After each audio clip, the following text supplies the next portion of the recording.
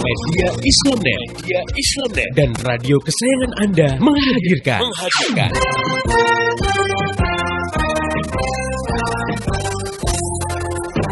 Voice of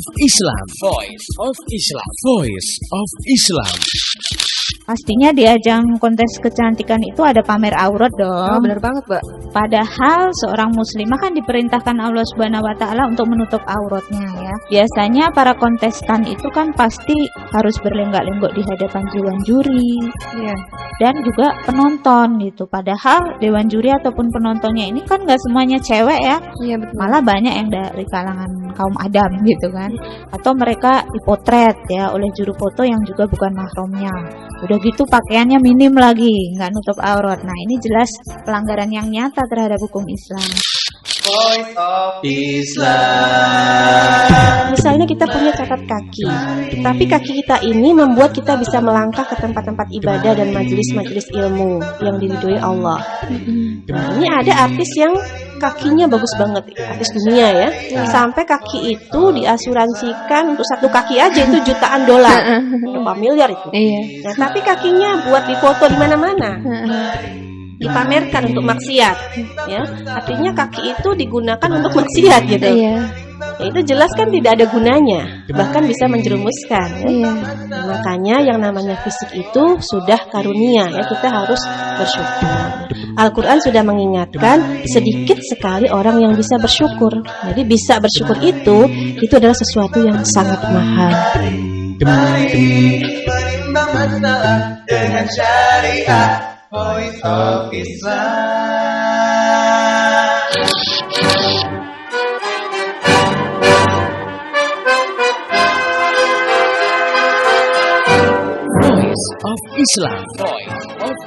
Voice of Islam.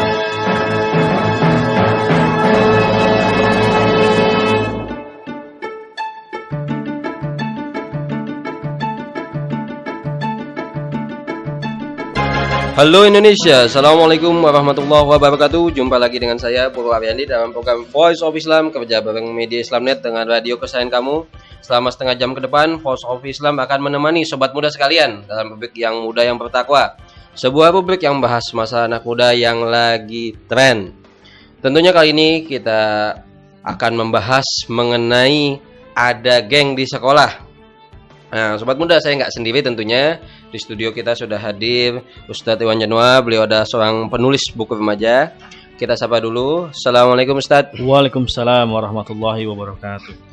Ustadz, kalau kita lihat bahwa sekarang ya, dari zaman-zaman dulu, bahkan nggak cuma di Indonesia, di luar negeri juga, yang namanya geng itu marak di mana-mana.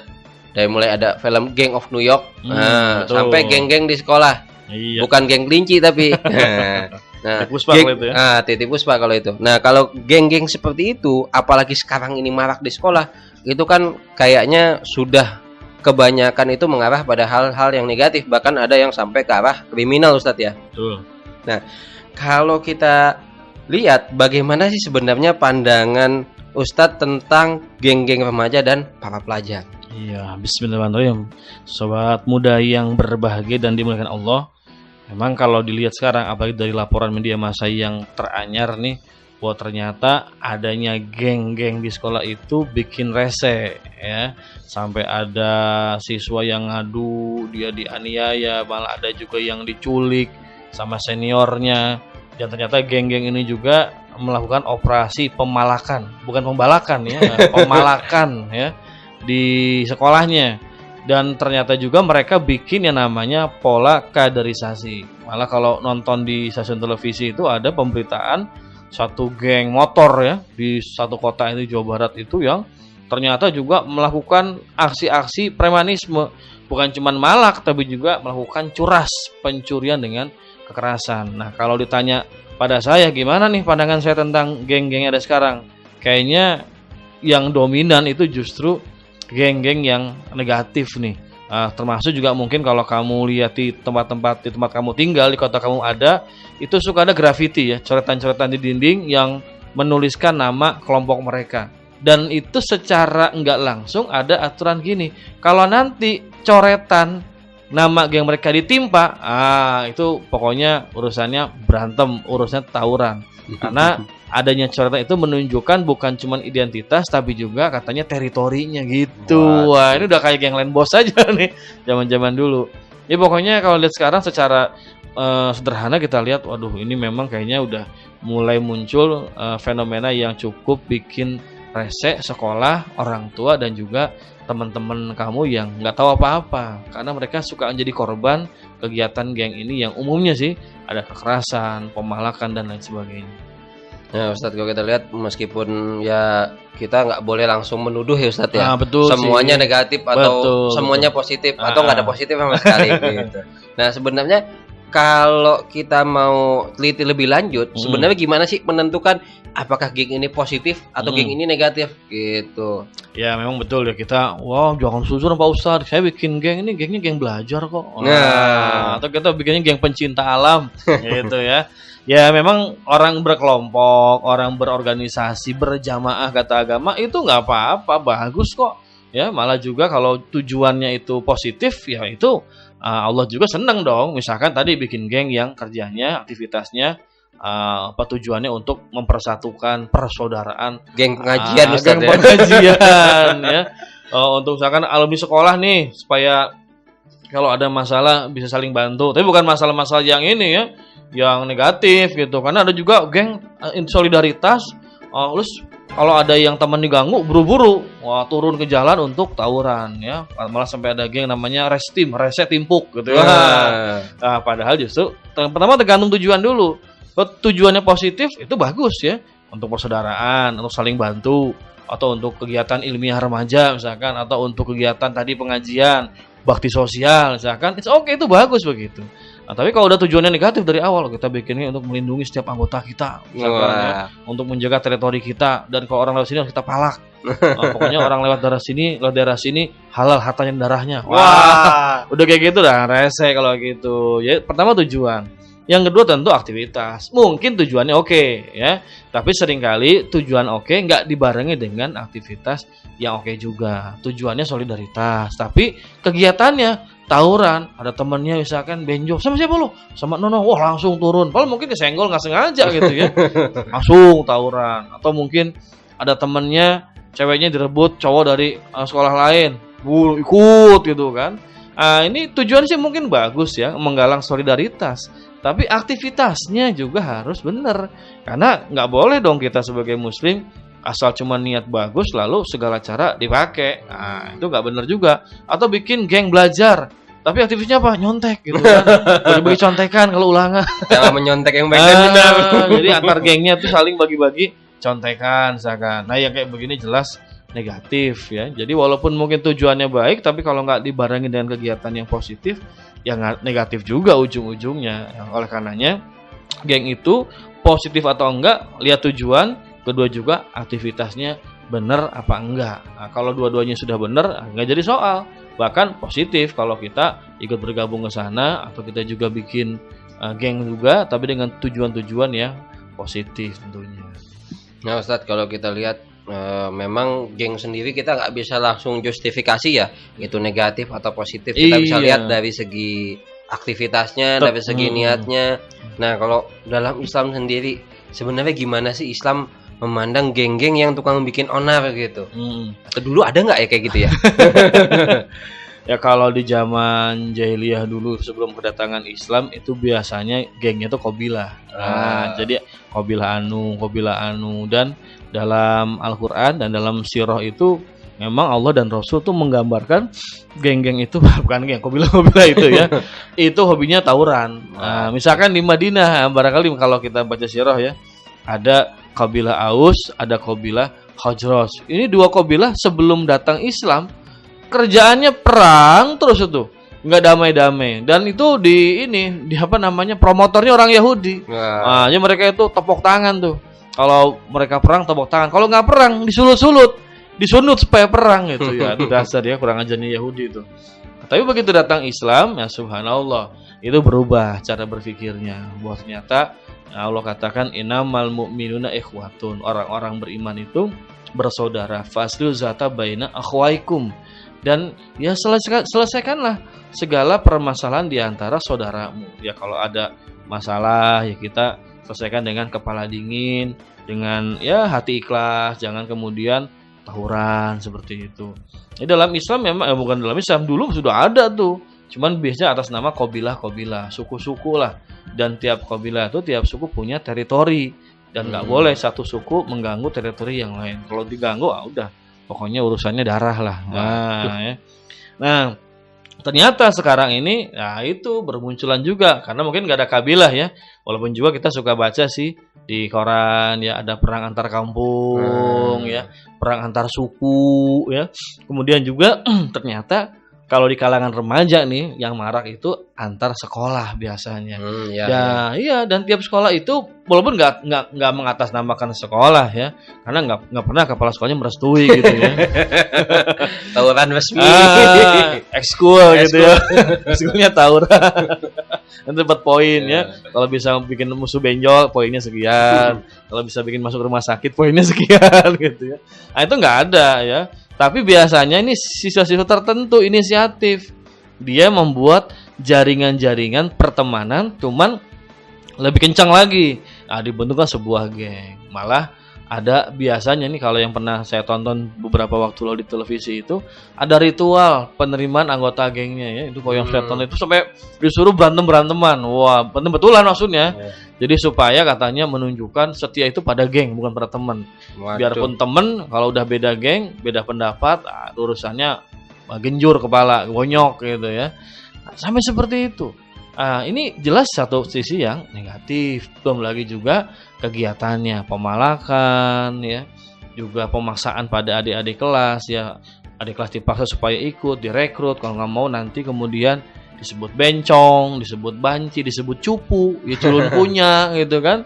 Dan kemudian juga kalau ada anggota gengnya yang lapor ke sekolah, lapor ke polisi, MT lu makan temen ya kan, pengkhianat lu gitu kan, Yudas gitu ya, padahal yang dia merasa nggak nyaman di sana. Nah, jadi kalau dilihat sekarang ini prihatin ya karena banyak sisi-sisi negatif yang terjadi. Kalau dalam pandangan Islam jelas ya bahwa orang berkumpul boleh aja, tapi berkumpul dengan tujuan tentu persaudaraan karena agama. Ya tadi kan jelas ya Allah katakan innamal mu'minuna ikhwatun. Orang-orang beriman itu bersaudara. Nabi juga bilang al muslim akhul muslim la yadlimuhu wa la yaslimuhu. Seorang muslim, saudara muslim yang lain jangan menzoliminya dan jangan menyerahkannya kepada musuh. Dizolimi nggak boleh. Gimana misalkan dipalak? Nah, pemalakan sudah kezoliman. Gitu. Apalagi ngegebukin ya. Ngegebukin itu kok. Saya nggak malak Pak, gebukin doang. Gitu. Itu kezolim juga. Orang nggak punya salah. Ingat loh, Nabi bilang itu nanti di akhirat itu akan ada hari di mana orang makhluk itu bisa saling membalas. Artinya orang yang dizolimi akan membalas pada orang yang menzoliminya. Sampai-sampai kambing yang tak bertanduk akan membalas kepada kambing yang pernah menanduknya dulu. Kambing aja dikasih kesempatan sama Allah untuk membalas, apalagi manusia. Masya Allah ya. Itu dalam satu hadis Nabi SAW menceritakan ada orang yang disebut sebagai orang yang bangkrut, yang dia amal solehnya banyak, tapi begitu memasuk ke surga dicegat sama orang yang pernah dia zolimi, pernah dia aniaya, pernah dia siksa begitu. Lalu Allah yang maha adil ambil pahala orang yang soleh ini diberikan kepada orang yang pernah dia zolimi. Yang datangnya banyak, pahala dibagikan, masih nggak cukup. Karena banyak yang dia zolimi gitu kan, yang dia palak dulu, yang dia racing, yang dia gebukin, yang dia ancam gitu kan, yang dia mungkin apalah segala macam, banyak banget, pahalanya habis. Kata Nabi, Allah akan ambil dosa-dosa orang-orang yang pernah dia zolimi, lalu diberikan kepada orang tadi. Akhirnya orang ini mau masuk surga gagal total gitu. Gagal maning, udah mau masuk ya, tinggal garis finish, tarik lagi, malah jeblos ke dalam neraka. Ini dalam pandangan Islam jelas bahwa kalau sudah berbuat aniaya kepada orang lain, apalagi di sini berkelompok, itu jelas sebuah kezaliman, haram hukumnya. Tawuran, apalagi. Ya, Nabi bilang kalau dua orang muslim bertemu, masing-masing bawa pedang, fal qatil wal maktul finar, yang membunuh dan yang terbunuh sama-sama masuk neraka. Nah, terus ditanya, ya Rasulullah, yang membunuh sih wajar masuk neraka, kok yang terbunuh juga masuk neraka? Kata Nabi, yang terbunuh sebetulnya udah punya niat pengen bunuh temennya, cuman kalah cepet. Ya, dia baru nyebut pedang, Ya, itu di udah leher tebas. pedangnya udah tebas gitu kan. Wah, kalau sekarang nggak pakai golok Pak, pakai pedang, gear kayaknya. Tapi saya pernah juga loh lihat anak sekolah tawuran itu, masya Allah, bawa samurai. Iya. Gitu kan, saya bilang, waduh, ini pengaruh Batosai Kenshin ini. Jangan-jangan pakai Miten Mitsurugi. Kalau sekarang kayaknya pakai ini, pengen jadi Hokage ya, dari Konoha. Naruto nih ya. Nah, jelas udah tawuran saling bunuh, dosa, gitu kan. Yang membunuh, yang terbunuh sama-sama masuk neraka. Karena seorang muslim itu darahnya itu haram ditumpahkan oleh muslim yang lain. Ya, Nabi katakan la yahilu damu mri'in muslim, tidak halal darah seorang muslim ditumpahkan. Nggak halal itu kan. Nabi juga bilang sibabul muslim fusuk, mencaci maki orang muslim itu fasik. Nah, oh dasar lo geng lu jelek gitu-gitu, sekolah lu kandang ayam macam. Wah, itu udah fasik itu. Udah nggak pantas, belum tentu ya. Sekolah kita yang kita ngatain sekolah orang, sekolah kita lebih bagus. Terus sekolah lu kandang ayam, sekolah lu kandang bebek. Lah, sama aja kalau gitu. Ini kan sekolah gua bagus, tapi gua numpang sekolah dia. Masih mending punya sekolah. Iya. Ya di sini coba saling mencaci maki aja udah fasik gitu kan. Wa kita luhu membunuhnya kufur, perbuatan kufur di situ. Jadi kalau sampai berani menumpahkan darah gitu kan. Bahkan saya pernah nonton di televisi itu ada seorang anggota geng ya, dengan bangga dia cerita, walaupun saudara kita itu, tapi kalau beda geng kita sikat begitu kan. Waduh, loh itu saudara kamu? Iya, tapi dia beda geng gitu kan. Aduh ya, masya Allah. Makanya yang berikutnya nih, kalau geng yang negatif itu adalah muncul perasaan ta'assub, bangga dengan gengnya itu. Nabi bilang laisa minna man da'a ala asabiyah, bukan golongan kami yang mereka itu menyerukan, mendakwahkan pada kelompoknya, pada gengnya. Narik orang, masuk geng gua. Pokoknya geng gua mah asik. Fasilitas oke. Nah, gitu kan. Antar jemput 24 jam. Nah, Ojek itu. Jadi member dapat voucher gratis makan di warteg. Nah, karena waktu ini palakin terus gitu ya. Udah gitu nanti ada member get member gitu. Wah, itu udah asobiyah. Apalagi wa qatala ala asobiyah, berperang membela kelompoknya, itu bukan golongan orang-orang Islam, masya Allah. Ya, tawuran belain kelompoknya. Emangnya surga punya kelompok dia apa? Emang kalau mati ngebela gengnya itu syahid begitu kan? Sangit yang ada, konyol begitu kan? Dan lagi pula teman-teman geng itu nggak akan nolongin. Kalaupun orang itu udah luka parah, apa ditengok atau mungkin dikasih ongkos berobat gitu kan?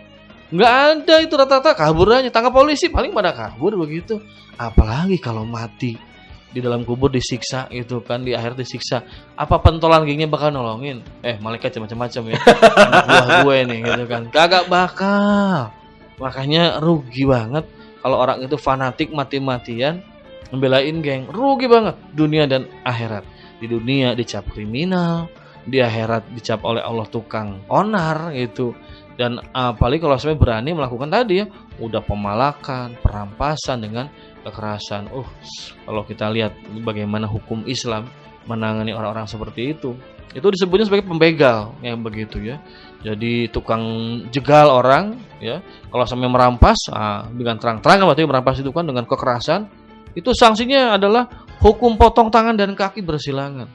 Kalau sampai bunuh orang, masya Allah, itu bisa dikenakan hukuman ya. Kalau dia membunuh bukan ini ya, membunuhnya itu sengaja, wah itu bisa kisos di situ.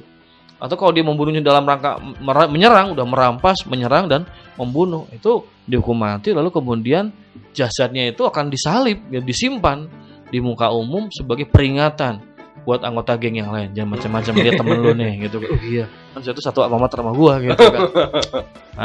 Berarti memang Islam itu benci banget ya sama orang-orang yang bikin onar, bikin geng berkelompok.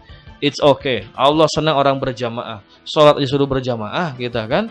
Bergaul juga sama. Biar apa? Saling tolong menolong. Ada kesusahan. Jadi kalau misalkan ya kita bikin geng yang positif deh. Arisan, rujakan gitu kan. Hiking gitu kan. Cross country segala macam. Camping. Menggalang kebersamaan. Bukannya galang kebersamaan rame-rame isap ganja gitu kan. Atau juga rame-rame malak gitu kan. Masa bikin dosa berjamaah? Nauzubillah. Masih Anda ikuti Voice of Islam. Voice of Islam. Mari, mari menimbang masalah. Mari, mari menimbang masalah. Mari, mari menimbang masalah dengan syariat. Voice of Islam. Voice of Islam. Voice of Islam. Voice of Islam. Persembahan media Islamnet dan radio kesayangan Anda ini. Voice of Islam. Voice of Islam. Voice of Islam.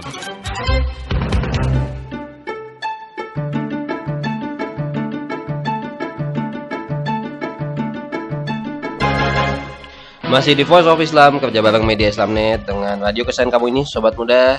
Masih bersama saya Purwa Aryani dan Ustadz Iwan Januar. Kita tadi sudah membahas panjang lebar mengenai geng-geng yang baik yang positif maupun yang negatif. Tadi Ustadz Iwan Januar sudah menjelaskan bahwa geng yang negatif itu mah udah tinggal didepak doang kan neraka. Nah, untuk teman-teman kita nih Ustadz yang sudah terjerumus ke dalam geng-geng gitu, gimana Ustadz solusi buat mereka nih Ustadz? Iya, pertama sih ini buat para anggota geng, wahai anggota geng. Wah, Sadarlah ya bahwa apa yang kamu kerjakan itu nggak ada manfaatnya ya. Itu adalah perbuatan yang hina di hadapan Allah. Orang lain takut sama kamu tuh bukan takut karena hormat, tapi takut karena kamu tuh sok ancem, sok kuasa gitu kan. Tapi tunggu nanti, ada saatnya kamu juga anggota geng ini akan mengalami masa-masa yang sebaliknya. Coba anggota geng udah tua, tatoan waktu muda, gambar macan, udah tua jadi kayak kucing misalnya. Ribut soalnya gitu kan. Orang nggak hormat lagi gitu kan. Dulu orang-orang mencibir, dulu anggota geng, sekarang kasihan ya, sholat aja nggak bisa gitu kan. Dulu suka ulaga naik motor ngebut-ngebutan, sekarang naik motor bengek. Ada masanya deh. Nantiku yang namanya hari itu ada perputaran ya. Allah bilang watilka ayamu nudawiluha bainanas, di mana akan ada kami pergilirkan hari-hari di antara manusia. Sekarang kamu boleh sok kuasa, tapi akan ada masanya kamu itu akan mengalami ya kehinaan dari Allah Subhanahu wa taala. Ngebut naik motor belagu, anggota geng keserempet mau beca, jatuh, kakinya kegilas, tronton gitu kan. Wah, buntung enggak bisa lagi naik motor kan. Masya Allah. Makanya ini betul-betul sadar deh. Makanya wahai anggota geng, sadar bahwa yang kamu lakukan itu perbuatan yang negatif dan merugikan banyak orang. Dan terutama orang tua resah, orang tua sedih. Orang tuamu tuh pasti sedih memikirkan kenapa anak saya kayak begini, berkawan dengan orang-orang yang salah, bikin susah orang lain dipalak, dipukul ya, juga ya. Orang tua pasti sedih luar biasa. Maka sadar deh bahwa apa yang kamu kerjakan itu nggak benar. Nah, kalau sudah sadar bagaimana? Tentu yang pertama, buru-buru cabut, harus keluar dari geng itu, karena nggak pantas seorang muslim ada di tempat seperti itu, ya. Kecuali bagaimana? Kamu di situ terus melaksanakan amar ma'ruf nahi mungkar. Nabi bilang, man ra'a minkum mungkaran falyughayyiru biyadihi, fa illam yastati fa bilisanihi, fa illam yastati fa biqalbihi, wa dzalika dha'aful iman. Kata Nabi, siapa yang melihat kemungkaran, ubah dengan tangannya. Kalau nggak bisa, dengan lisan, omongin bahwa, anggota geng, teman-temanku, semua itu batil, nggak boleh kita. Jadi nggak boleh ngerampok, nggak boleh malak. Jadi harus ada amar ma'ruf nahi mungkar sama teman-teman kamu di sana. Daripada kita malak, mending kita sedekah ke masjid. Kan? Gitu positif. Daripada kita ngerampas satu orang, yuk kita bersihin got di kampung-kampung. Kita bersihin, kita buang sampah. Itu kan positif malah di situ. Ya, sadarkan harus ada amar ma'ruf nahi mungkar. Terutama nih ketua gengnya nih, ya. Terus catat banget. Terus berikutnya apa? Ya kalau kita udah cabut, nah adalah harus kita laporkanlah ke ortu, ya. Apalagi ada teman-teman baik kita di situ, kita bilangin orang tuanya, Bu, anak ibu gini. Juga bilang ke orang tua kita, minta perlindungan. Ini banyak anak itu dia susah keluar dari geng karena takut diancem. Bilang aja ke orang tua gitu kan. Orang tua kita pasti akan memberikan pertolongan. Karena nggak ada orang tua yang ridho anaknya masuk jadi anggota geng kriminal kayak begitu, gitu kan. Kan nggak ada bapak bangga, anak saya sekarang jadi anggota geng kriminal. Wih, luar biasa. Kalau tiap malam minggu setorannya banyak, hasil malak. Nggak ada, itu pasti pada resah begitu. Lapor pada orang tua. Kemudian kalau nggak ini juga, lapor ke pihak yang berwajib, sekolah kita lapor, Pak, di sekolah kita ada geng Pak, ini Pak, tolong Pak ditertibkan. Lalu siapa lagi? Nah, kalau masih nggak mempan juga aparat keamanan, laporkan begitu. Kenapa? Karena khawatir geng-geng itu nanti bukan hanya bergerak di antara siswa, dan mereka juga bisa bergerak keluar gitu kan, bisa nanti membuat penjarahan segala macam, bahkan bukan tidak mungkin dimanfaatkan oleh organisasi kriminal murni. Ya, bisa jadi kan awalnya geng sekolah, tawuran segala macam, lalu dijadikan jaringan peredaran narkoba, Kaki tangan. kaki tangan itu kan, jadi jaringan mafia gitu. Yang manfaatkan nanti ada mafia divisi pelajar dan anak-anak, ya, gitu kan, narkoba divisi anak sekolah gitu kan, SMP berapa gitu kan, ada siapa agennya, dapatkan di situ. Nah, bisa aja kayak begitu. Makanya harus ada deh, kamu yang masuk geng situ, kamu tuh dimanfaatkan sebetulnya oleh pemimpinmu itu yang nggak bertanggung jawab sebetulnya. Keluar, ya, lapor kepada orang tua, pada pihak yang berwajib supaya tobat. Oke, Ustadz, mungkin satu lagi. Kita butuh tips nih gimana untuk para remaja nih, sobat muda sekalian, bikin geng yang baik dan benar. Betul, ya. Yang jelas sih jangan takut dibilang, geng lu mah cupu, culun punya. Masa geng jenggotan semua? Pakai sarung lagi. Jangan takut. Kan ya. band Ustadz. Ya. Jadi kita bikin geng jenggot nanti ya. Jadi ini yang namanya berkelompok itu harus tujuan yang baik, itu yang paling pasti ya. Wa ta'awanu bil birri wat taqwa. Tolong menolong dalam kebaikan dan ketakwaan. Itu prinsipnya yang pertama. Jadi kalau bikin geng, perhimpunan, organisasi harus tujuannya albir wa taqwa, bukan albir minuman, kebaikan dan takwa. Kemudian berikutnya adalah bikin kegiatan yang positif. Yang terakhir, harus ada pembina. Cari orang-orang yang bisa dipercaya membina arahan kelompok atau geng kita supaya terjaga dan positif terus. Oke, sobat muda sekalian, kita juga menampung usulan-usulan kamu semua, baik usulan-usulan rubrik maupun usulan-usulan pembahasan atau masalah-masalah ingin kamu bahas. Seperti yang tadi kita sudah bahas, atau ada hal-hal yang ingin kamu ketahui lebih jauh, silakan kirimkan surat ke radio kesayangan kamu ini, atau kamu juga bisa SMS ke 085694924411, atau kamu juga bisa kirim email ke kami langsung ke mediaislamnet@yahoo.com, atau kamu juga bisa buka di website kita yaitu di www.gaulislam.com. Saya Pur Aryandi dan seluruh kerabat kerja yang bertugas mengucapkan terima kasih banyak kepada Ustadz Iwan Januar. Sama-sama. Terima kasih juga pada kamu-kamu semua yang telah setia mengikuti acara ini, baik yang sepotong-sepotong ataupun yang mengikuti dari awal hingga akhir. Pesan dari kita yaitu sampaikan apa yang kamu dengar ke teman-teman kamu semua, sadarkan teman-teman kamu, insya Allah itu jadi ladang pahala bagi kamu. Dan besok hari insya Allah Voice of Islam akan tetap hadir kembali pada waktu yang sama dan gelombang sama. Mari menimbang masalah dengan syariah. Wassalamualaikum warahmatullahi wabarakatuh. Info teknologi.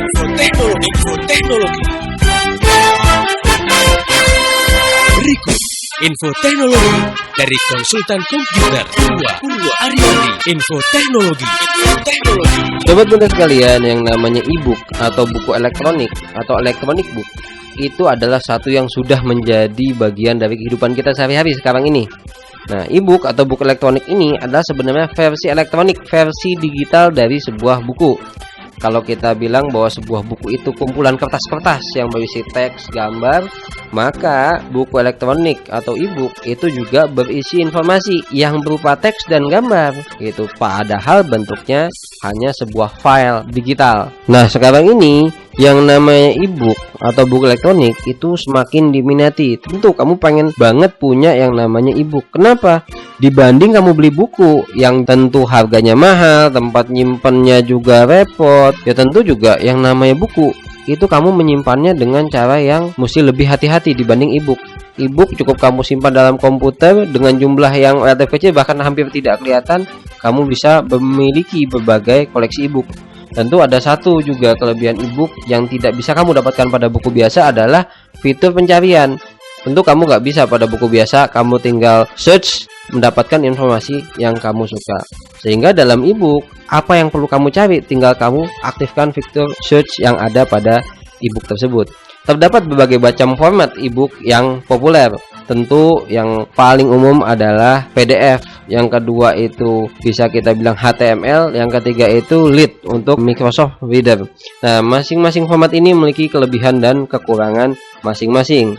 Dan tentu software untuk membacanya juga berbeda-beda. Nah, tentu dengan ebook ini kamu juga bisa ikut peran serta untuk melestarikan berbagai macam literatur, berbagai macam tulisan, berbagai macam bahan dengan biaya yang sangat murah.